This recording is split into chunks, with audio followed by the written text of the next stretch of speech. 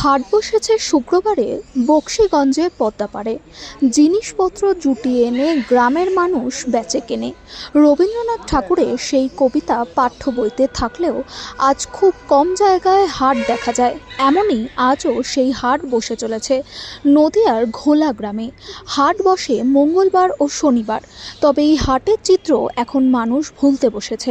আগামী প্রজন্মের কাছে এই হাটের কর্মকাণ্ড কী হয় তা অজানা থেকেই যাবে। বড় বড় শপিং মল, বিগ বাজার, অনলাইন বাজার এখন দেখে অভ্যস্ত।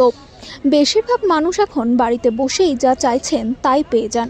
হাটের পরিবেশ একটু অন্যরকম।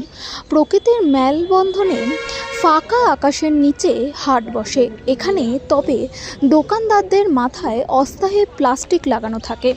বিকেল 4টে থেকে এই হাট বসে, শেষ হয় রাত 9টা নাগাদ। আর হাটে মানুষজন আসে একটু কম দামে জিনিসপত্র পাওয়ার জন্য। বাজারে জিনিসপত্রের থেকে অনেকটাই কম দাম হওয়ার জন্য রানাঘাট তার পার্শ্ববর্তী অঞ্চলের লোকজন হাটে ভিড় করেন জিনিসপত্র কিনতে। এই হাটে আলু, পটল থেকে শুরু করে মাছ, মাংস, তেলে ভাজা থেকে শুরু করে নতুন জামাকাপড়, লোহার জিনিসপত্র থেকে শুরু করে ইঁদুর ছুঁচো তাড়ানোর ওষুধ সব কিছু। এমন হাটের চিত্র দেখে, মানুষের আনাগোনা দেখে রবীন্দ্রনাথ ঠাকুরের হাট কবিতা চোখের সামনে ভেসে ওঠে। নদিয়া থেকে বাবুয়া ব্যানার্জির রিপোর্ট, প্রথম আলোর বার্তার পর্দায়। সঙ্গে থাকুন, ভরসা রাখুন। কতদিনের পুরনো? 30 বছর।